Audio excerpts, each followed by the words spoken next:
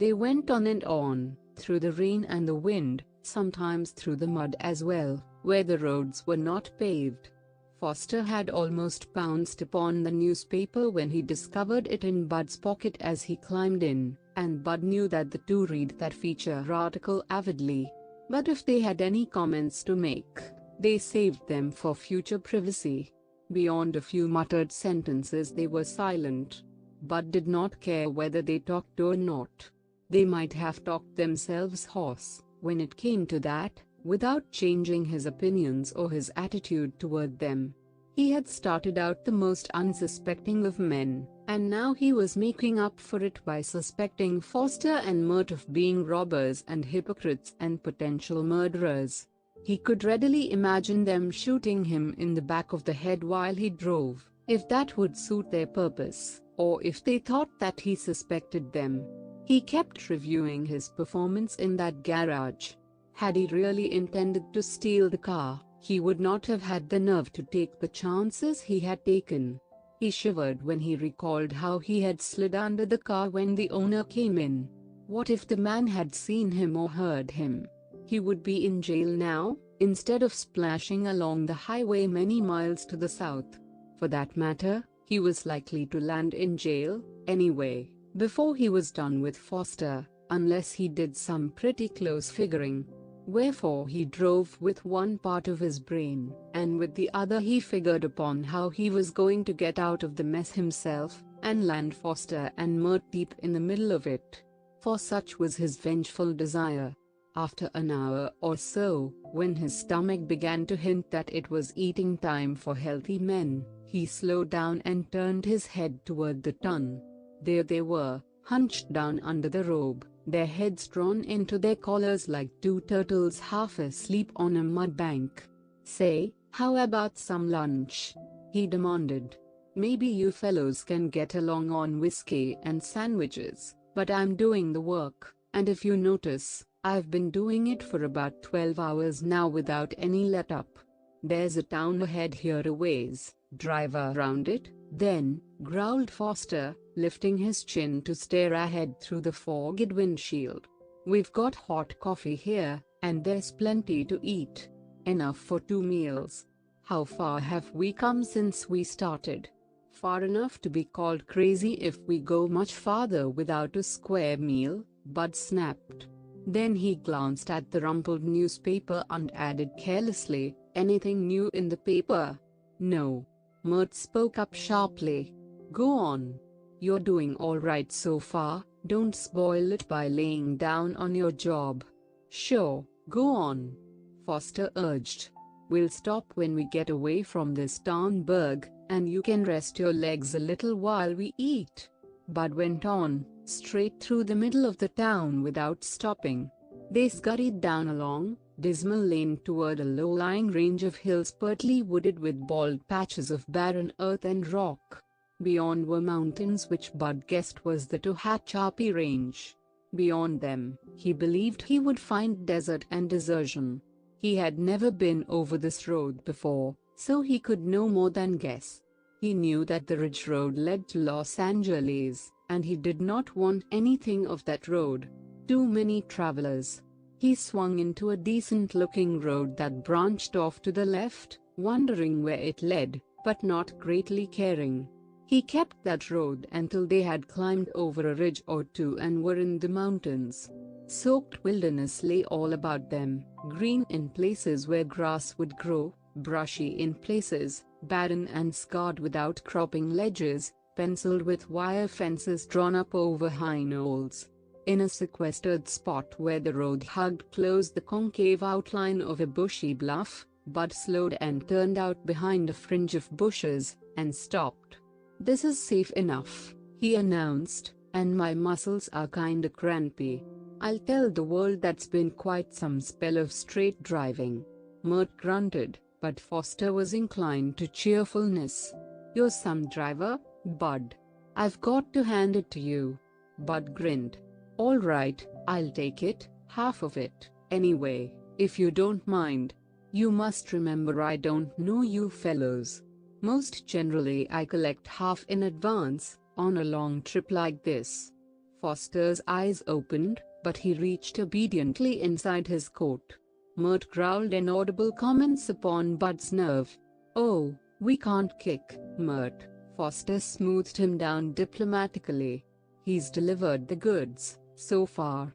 And he certainly does know how to put a car over the road. He don't know us, remember." Mert grunted again and subsided. Foster extracted a banknote from his billfolder, which Bud observed had a prosperous plumpness, and held it out to Bud. "I guess $50 won't hurt your feelings, will it, brother? That's more than you'd charge for twice the trip, but we appreciate a tight mouth, and the hurry-up trip you've made of it, and all that it's special work, and we're willing to pay a special price." "See? Sure. But I only want half, right now. Maybe," he added with the lurking twinkle in his eyes, "I won't suit you quite so well the rest of the way. I'll have to go be guess and be gosh from here on. I've got some change left from what I bought for you this morning too. Wait till I check up." Very precisely he did so, and accepted enough from Foster to make up the amount to $25. He was tempted to take more. For 1 minute he even contemplated holding the two up and talking enough to salve his hurt pride and his endangered reputation. But he did not do anything of the sort, of course. Let's believe he was too honest to do it even in revenge for the scurvy trick they had played him. He ate a generous lunch of sandwiches and dill pickles and a wedge of tasteless coconut cake, and drank half a pint or so of the hot, black coffee, and felt more cheerful. "Want to get down and stretch your legs? I've got to take a look at the tires, anyway." Thought she was riding like one was kind of flat, the last few miles. They climbed out stiffly into the rain, stood around the car and stared at it and at Bud testing his tires, and walked off down the road for a little distance where they stood talking earnestly together. From the corner of his eye Bud caught Mert tilting his head that way, and smiled to himself. Of course they were talking about him. Any fool would know that much. Also they were discussing the best means of getting rid of him, or of saddling upon him the crime of stealing the car, or some other angle at which he touched their problem. Under cover of testing the rear wheel farthest from them, he peeked into the tongue and took a good look at the small traveling bag they had kept on the seat between them all the way. He wished he dared, but they were coming back, as if they would not trust him too long alone with that bag. He bent again to the tire, and when they climbed back into the curtained car he was getting the pump tubing out to pump up that particular tire a few pounds. They did not pay much attention to him. They seemed preoccupied and not too friendly with each other, Bud thought. Their general air of gloom he could of course lay to the weather and the fact that they had been traveling for about 14 hours without any rest, but there was something more than that in the atmosphere.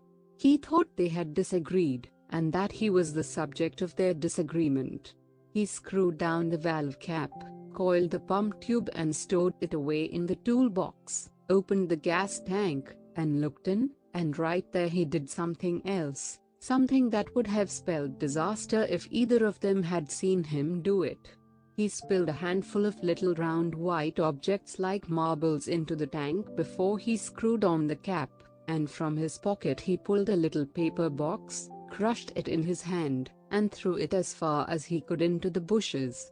Then, whistling just above his breath, which was a habit with Bud when his work was going along pleasantly, he scraped the mud off his feet, climbed in, and drove on down the road. The big car picked up speed on the downgrade, racing along as though the short rest had given it a fresh enthusiasm for the long road that wound in and out and up and down and seemed to have no end. As though he joyed in putting her over the miles, Bud drove. Came a hill, he sent her up it with a devil-may-care confidence, swinging around curves with the squall of the powerful horn that made cattle feeding half a mile away on the slopes lift their startled heads and look. "How much longer are you good for, Bud?" Foster leaned forward to ask, his tone flattering with the praise that was in it. "Me? as long as this old boat will travel," Bud flung back gleefully, giving her a little more speed as they rocked over a culvert and sped away to the next hill. He chuckled, but Foster had settled back again satisfied, and did not notice. Halfway up the next hill the car slowed suddenly, gave a snort, gasped twice as Bud retarded the spark to help her out, and died. She was a heavy car to hold on that stiff grade, and in spite of the full emergency brake helped out with the service brake, she inched backward until the rear wheels came full against a hump across the road and held. Bud did not say anything. Your efficient chauffeur reserves his eloquence for something more complex than a dead engine. He took down the curtain on that side, leaned out into the rain and inspected the road behind him, shifted into reverse, and back to the bottom. "What's wrong?" Foster leaned forward to ask senselessly. "When I hit level ground, I'm going to find out," Bud retorted, still watching the road and steering with one hand. "Does the old girl ever cut up with you on hills?" "Why, no. She never has," Foster answered dubiously. "Reason I asked, she didn't just choke down from the pull. She went and died on me." "That's funny," Foster observed weakly. On the level Bud went into neutral and pressed the self-starter with a pessimistic deliberation. He got 3 chugs and a backfire into the carburetor, and after that silence. He tried it again, coaxing her with the spark and throttle. The engine gave a snort, hesitated and then, quite suddenly, began to throb with docile regularity that seemed to belie any previous intention of cutting up. Bud fed her the gas and took a run at the hill. She went up like a thoroughbred and died at the top, just when the road had dipped into the descent. Bud sent her downhill on compression, but at the bottom she refused to find her voice again when he turned on the switch and pressed the accelerator. She simply rolled down to the first incline and stopped there like a balky mule. "Thunder," said Bud, and looked around at Foster.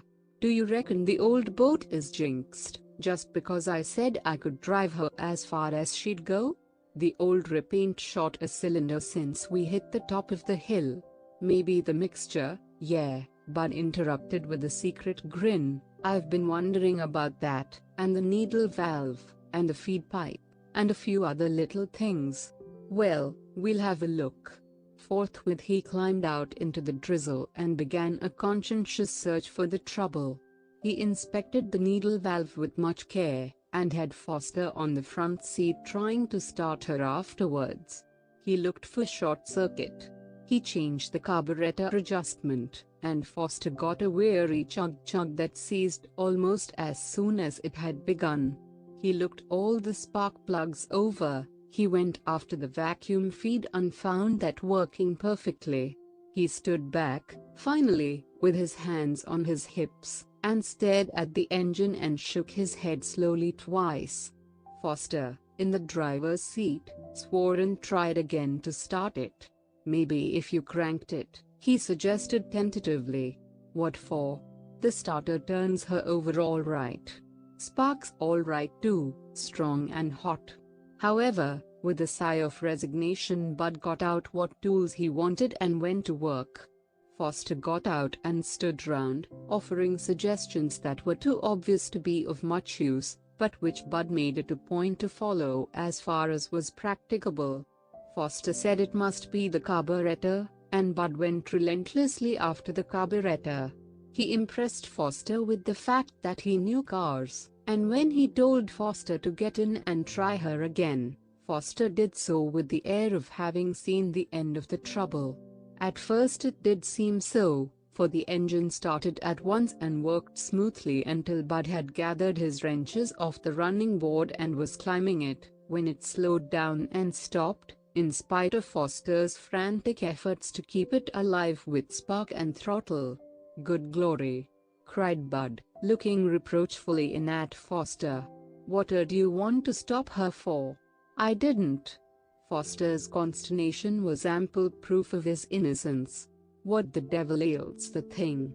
You tell me, and I'll fix it," Bud retorted savagely. Then he smoothed his manner and went back to the carburetor. "Acts like the gas kept choking off," he said, "but it ain't that. She's okay, I know, 'cause I've tested it clean back to tank. There's nothing the matter with the feed, she's getting gas same as she has all along. I can take off the mag and see if anything's wrong there, but I'm pretty sure there ain't. Couldn't any water or mud get in, not with that oil pan perfect. She looks dry as a bone, and clean. Try her again, Foster. Wait till I set the spark about right. Now, you leave it there, and give her the gas kinda gradual, and catch her when she talks. We'll see." They saw that she was not going to talk at all. Bud swore a little and got out more tools and went after the magneto with grim determination. Again Foster climbed out and stood in the drizzle and watched him. Mert crawled over into the front seat where he could view the proceedings through the windshield. Bud glanced up and saw him there, and grinned maliciously. "Your friend seems to love wet weather same as a cat does," he observed to Foster. "He'll be terrible happy if you're stalled here till you get a tow in somewhere. It's your business to see that we aren't stalled," Mert snapped at him viciously. "You've got to make the thing go. You've got to." "Well, I ain't the almighty," Bud retorted acidly. "I can't perform miracles while you wait." "Starting a cranky car doesn't take a miracle," whined Mert. "Anybody that knows cars, she's no business to be a cranky car," Foster interposed pacifically. "Why, she's practically new." He stepped over a puddle and stood beside Bud, peering down at the silent engine. "Have you looked at the intake valve?" he asked pathetically. "Why, sure. It's all right. Everything's all right, as far as I can find out." Bud looked Foster straight in the eye, and if his own were a bit anxious, that was to be expected. "Everything's all right," he added measuredly. "Only, she won't go." He waited, watching Foster's face.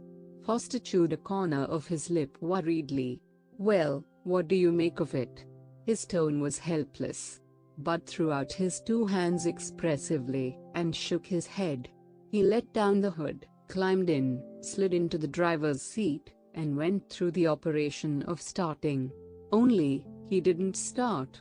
The self-starter hummed as it spun the flywheel, but nothing whatever was elicited save a profane phrase from Foster and a growl from Mert. Bud sat back flaccid, his whole body owning defeat. "Well, that means a tow into the nearest shop," he stated, after a minute of dismal silence. "She's dead as a doornail." Mert sat back in his corner of the seat, muttering into his collar.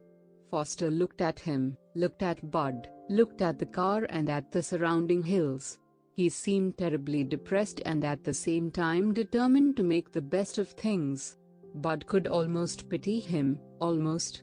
"Do you know how far it is back to that town we passed?" he asked Bud spiritlessly after a while. Bud looked at the speedometer, made a mental calculation and told him it was 15 miles. Towns, it seemed, were rather far apart in this section of the country. "Well, let's see the road map. How far is it to the next one?" "Search me. They didn't have any road maps back there," darned Hickberg. Foster studied a while. "Well, let's see if we can push her off the middle of the road, and then I guess we'll have to let you walk back and get help." Mert? There's nothing else we can do. What you going to tell him?" Mert demanded suspiciously. Bud permitted a surprised glance to slant back at Mert. "Why, whatever you fellows fake up for me to tell," he said naively. "I know the truth ain't popular on this trip, so get together and dope out something. And hand me over my suitcase, will you?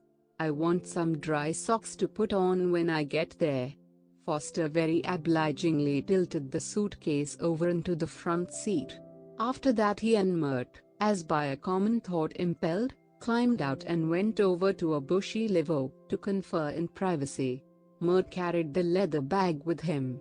By the time they had finished and were coming back, Bud had gone through his belongings and had taken out a few letters that might prove awkward if found there later, 2 pairs of socks and his razor and toothbrush.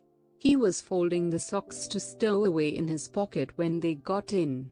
"You can say that we're from Los Angeles, and on our way home," Foster told him curtly. It was evident to Bud that the two had not quite agreed upon some subject they had discussed. "That's all right. I'm Foster, and he's named Brown, if anyone gets too curious." "Fine. Fine, because it's so simple. I'll eat another sandwich, if you don't mind, before I go. I'll tell a heartless world that 15 miles is some little stroll, for a guy that hates walking." "You're paid for it," Mert growled at him rudely. "Sure, I'm paid for it," Bud assented placidly, taking a bite. They might have wondered at his calm, but they did not. He ate what he wanted, took a long drink of the coffee, and started off up the hill they had rolled down an hour or more past. He walked briskly, and when he was well out of earshot, Bud began to whistle. Now and then he stopped to chuckle, and sometimes he frowned at an uncomfortable thought. But on the whole he was very well pleased with his present circumstances.